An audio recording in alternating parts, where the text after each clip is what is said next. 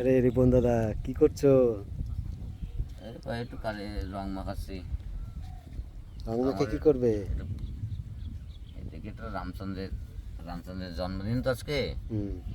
রামচন্দ্রের পাঠ করা যায় নাকি দেখতেছি। ঠাকুর যদি আমাকে আশীর্বাদ করে তো করতে চেষ্টা করতেছি আর কি।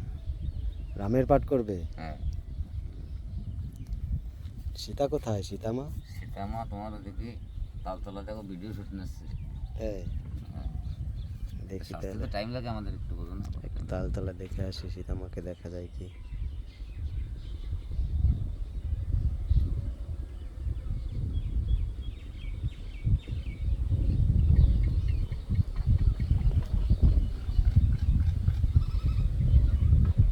ও রাম দাদা।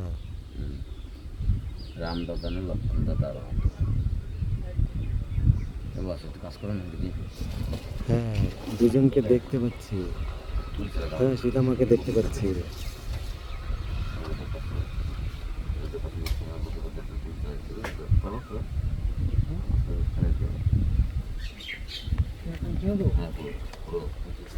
দেখি মার সঙ্গে কথা বলে দেখি।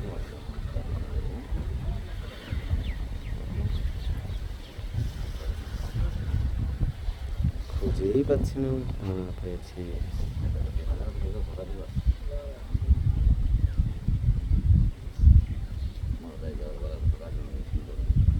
হ্যাঁ, সীতামা ওখানে সাজগোজ করছে, মেকআপ করছে হয়তো।